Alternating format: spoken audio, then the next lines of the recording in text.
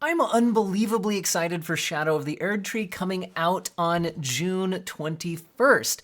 And I just noticed today that we have PC system requirements listed for Shadow of the Erdtree specifically. So I thought we would take a look and see if anything has changed. So here are the official PC system requirements, which you can see down here in this corner, were specifically updated for Shadow of the Erdtree. However, when I looked at this, I noticed a couple of things. The first thing I noticed is, wait a second, isn't that exactly what we saw for the base game? And the answer is pretty much yes. However, they have added in Intel Arc GPUs, if you take a look here, and that's really the only difference I've noticed other than the storage requirements increasing to 80 gigabytes from the original 60 gigabyte requirement due to the addition of the expansion content. And you do need the base game for this expansion. This is not a new game. This is an addition to the game, right?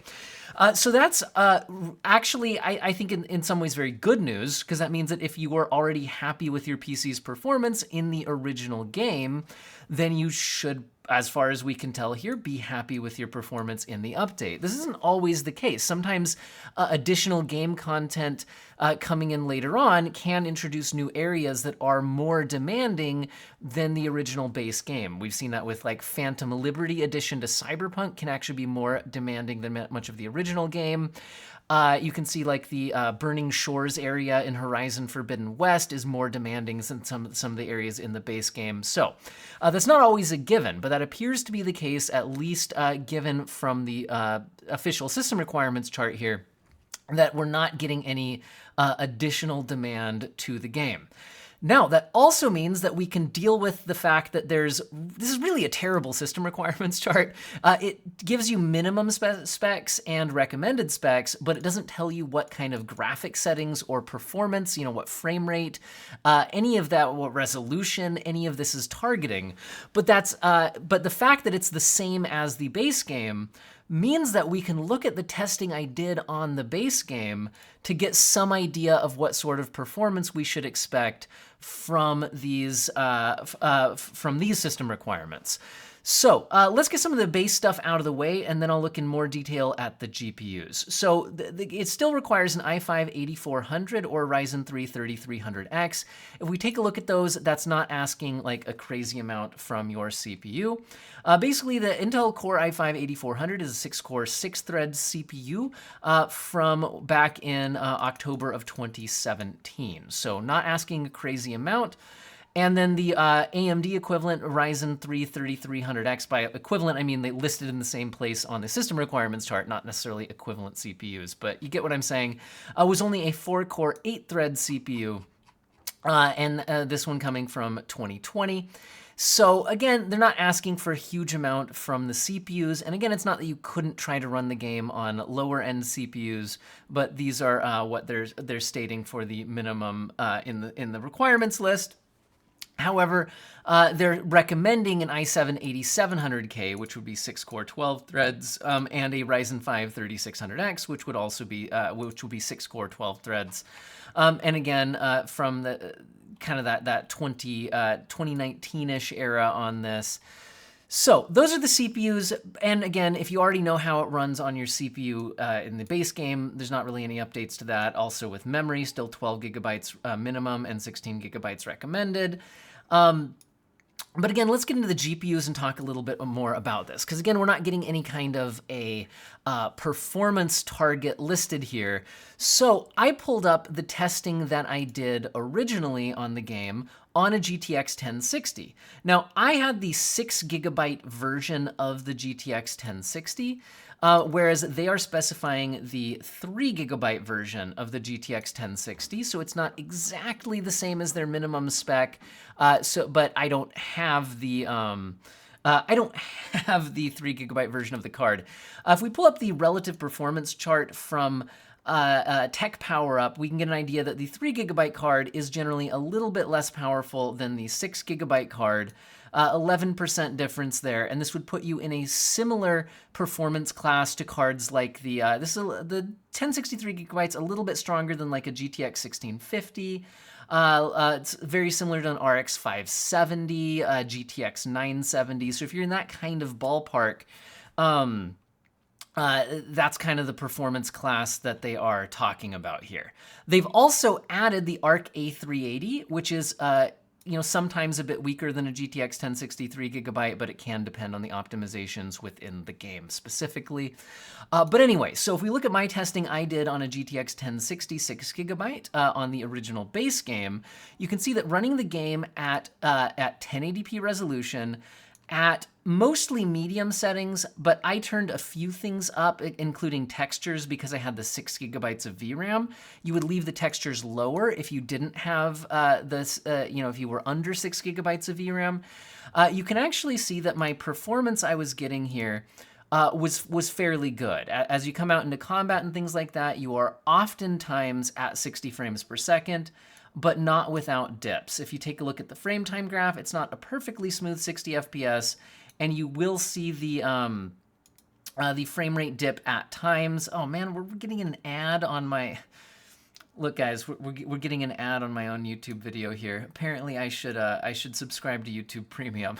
Anyway, so GTX 1060 actually can deliver mostly 60 FPS experience, especially if you turn down graphic settings and things like that at 1080p resolution.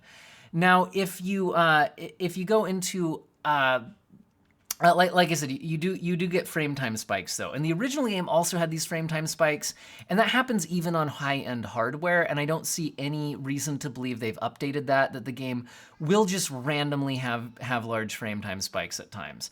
Now, if you're curious how the base game ran on other hardware, like a RTX 3060, I tested out here at 1080p maximum settings on an RTX 3060. And it wouldn't quite hold a locked 60 frames per second all the time. You would see it dip below, but if you're on a variable refresh rate display, that really wouldn't be that big of a deal. And if you're not, you could easily turn down some settings and be okay.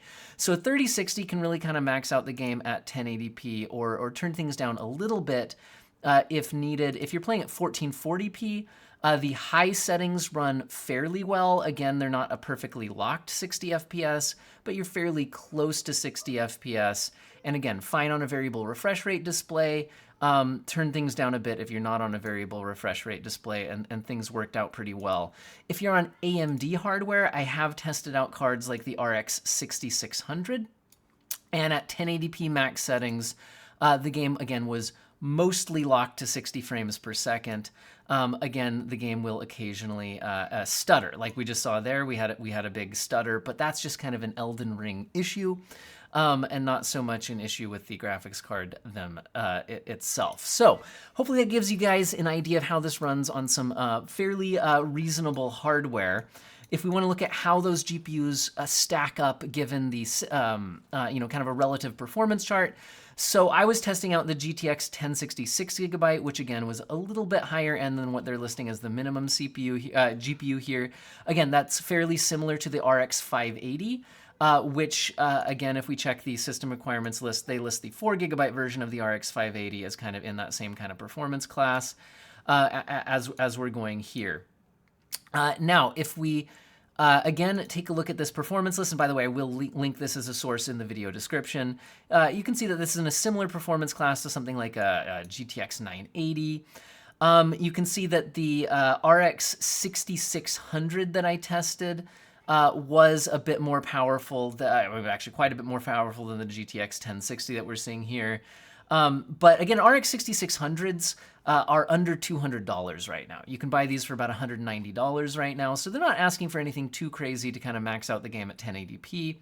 And then we can see that the other GPUs I tested, like the RTX 3060, is in a similar performance class to this, right? And we were getting pretty good performance on those cards at max 1080p and even reduced settings 1440p. Now, the last thing I'll mention here, though, is that the game still has some major issues on PC.